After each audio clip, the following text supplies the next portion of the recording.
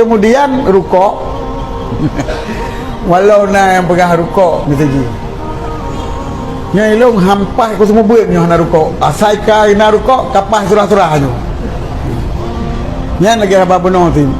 Menyo betul lagi nyan bibit no bibit na lagi nyan. Hukum rukuk adalah sairoi makruh.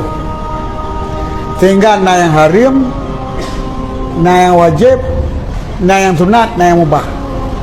Limang bo. Dasar hukum makruh pendapat yang muktamad dalam mazhab Syafi'i, dasar hukum rukuk makruh.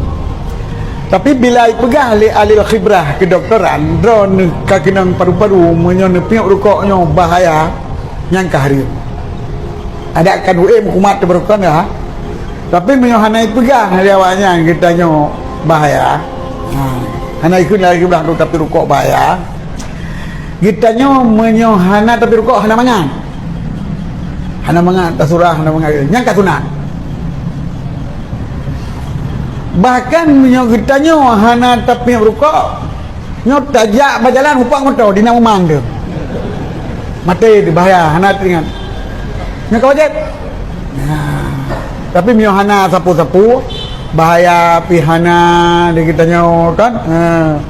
Only nyan ketagihan macam hana tapi rukuk hana mangat mentang-menang han terjadi tapi hanjit tak semua tak hanjit cip nyan mubah tapi rukuk piji hana tapi rukuk piji jadi hana tapi rukuk terlawan supaya kita nyo bergerak surah tak sembuh tak sembuh yang mubah yang apa di bawah maka yang pegang yang bawah yang pegang hana tapi rukuk hai terbit surah kitab yang sam mangat pada pegang. Ya bebut waktu ke puasa tanda jikuk cai duit orang Islam. Makin positif makin gak duit orang ke. Berarti pegang hotel ada rukuk anai duit orang kitab nyokau.